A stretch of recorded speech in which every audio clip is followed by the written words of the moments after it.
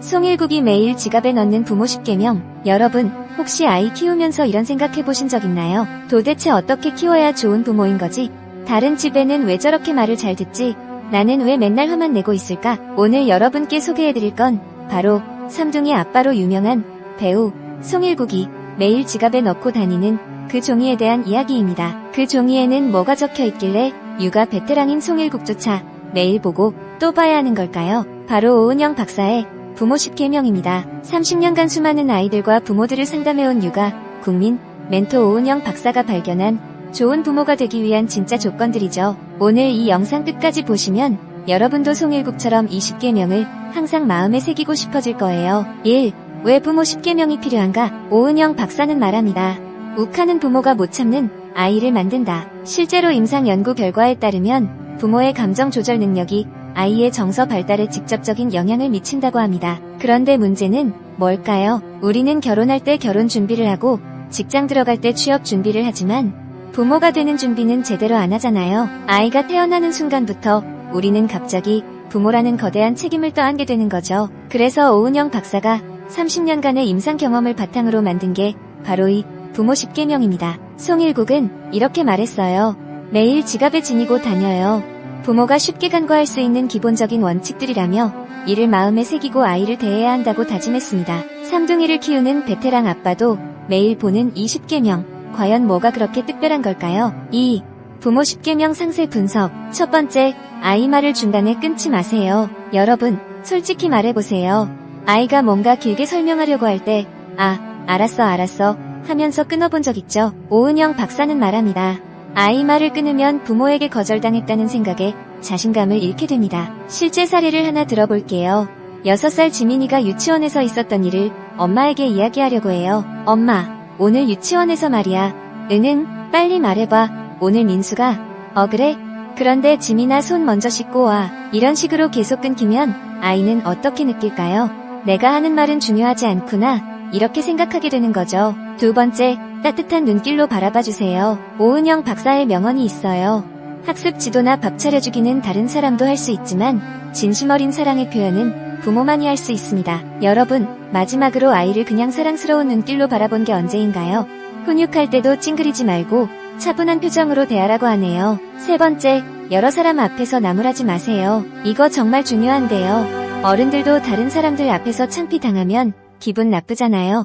아이들도 마찬가지예요. 오은영 박사는 창피당한 기억은 잊고 싶어 하므로 행동 교정에 오히려 방해가 된다고 말합니다. 네 번째, 때리지 마세요. 이 부분에서 오은영 박사가 한 말이 충격적이에요. 체벌의 90% 이상은 부모가 자신의 감정을 다스리지 못한 결과입니다. 맞아요. 우리가 아이를 때릴 때를 생각해보면 정말 교육적 목적이었나요? 아니면 그 순간 화가 나서였나요? 오은영 박사 본인도 자신의 아들을 한 번도 때리지 않고 키웠다고 해요. 쉬운 일은 아니었지만 이라고 덧붙이면서요. 다섯 번째, 그렇다고 버릇없이 키우진 마세요. 안 되는 건 안 된다고 딱 잘라 얘기해야 합니다. 소리 지르지 않고도 얼마든지 단호하게 말할 수 있어요. 여기서 핵심은 일관성입니다. 오늘은 안 된다고 했는데 내일은 괜찮다고 하면 아이는 혼란스러워해요. 여섯 번째, 지키지 못할 약속은 절대 하지 마세요. 사실이 아닌 말로 그 순간만 모면하려 하면 아이는 부모를 믿지 못하게 됩니다. 나중에 사줄게, 다음에 가자 이런 말들 정말 지킬 건가요?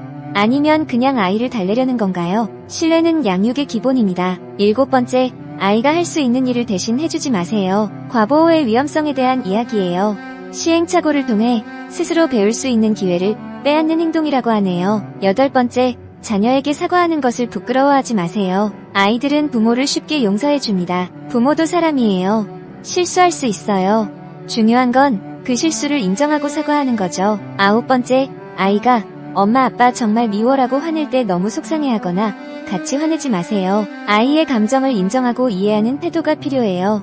아이가 속마음을 표현하지 않게 된다고 하네요. 열 번째, 아빠들은 아이와 보내는 시간의 양보다 질을 더 신경 쓰세요. 일주일에 한 번을 놀더라도 진심으로 아이를 이해하고 공감하는 게 훨씬 중요합니다. 3. 실제 적용 사례와 효과. 20계명을 실제로 적용한 가정들의 변화는 어떨까요? 오은영 박사의 상담을 받은 한 가정의 사례입니다. 7살 아이를 둔 김씨 가족, 아이가 말을 안 듣는다고 매일 소리를 지르고 계셨어요.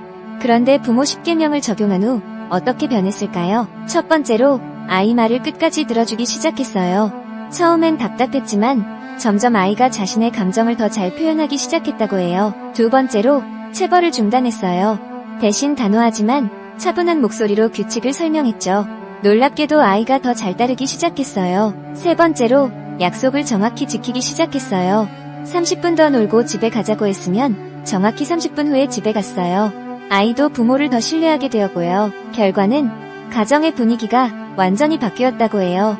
소리 지르는 일이 거의 없어졌고 아이도 훨씬 안정적이 되었다고 하네요.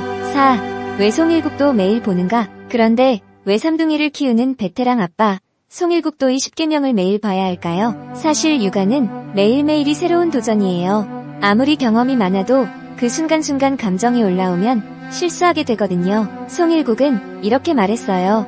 부모가 쉽게 간과할 수 있는 기본적인 원칙들이라서 항상 마음에 새기고 아이를 대해야 한다고 생각해요. 실제로 삼둥이를 키우면서 수많은 상황들이 벌어지잖아요. 대한이, 민국이, 만세가 각각 다른 성격을 가지고 있고 같은 상황에서도 다르게 반응하니까 부모로서는 정말 어려운 거죠. 그래서 이 10계명이 마치 나침반 같은 역할을 하는 거예요. 혼란스러운 순간에 아, 맞다. 이렇게 해야 하는구나 하고 방향을 잡아주는 거죠. 결론 및 실천 방법. 오은영 박사의 부모 10계명 어떠셨나요? 사실 이 10계명의 핵심은 딱 하나예요.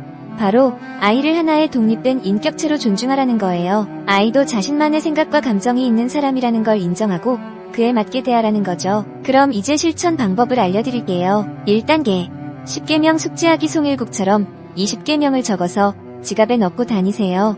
아니면 휴대폰 배경화면으로 설정하셔도 좋아요. 2단계 하루에 하나씩 실천하기 한 번에 다 하려고 하지 마세요. 오늘은 아이 말을 끝까지 듣기만 집중해보세요. 내일은 따뜻한 눈길로 바라보기에 집중하고요. 3단계 실수했을 때 자책하지 않기. 오은영 박사도 말씀하셨어요. 육아도 시행착오의 연속입니다. 완벽한 부모는 없어요. 실수했으면 아이에게 사과하고 다시 시작하면 돼요. 4단계 가족 회의 때 활용하기. 일주일에 한 번씩 가족이 모여서 20계명을 함께 읽어보세요. 이번 주에 잘한 것, 다음 주에 개선할 것을 이야기해보세요. 마지막으로 오은영 박사의 말씀으로 마무리할게요. 부모도 부모가 처음입니다. 완벽하지 않아도 괜찮아요. 중요한 건 아이를 사랑하는 마음으로 꾸준히 노력하는 거예요. 여러분도 오늘부터 송일국처럼 이 부모 10계명을 마음에 새기고 실천해보세요. 분명 여러분과 아이 모두에게 긍정적인 변화가 있을 거예요. 오늘 영상이 도움이 되셨다면 좋아요와 구독 부탁드려요. 그리고 댓글로 여러분의 육아 고민이나 이 10계명 중에서 가장 어려운 것이 무엇인지 알려주세요.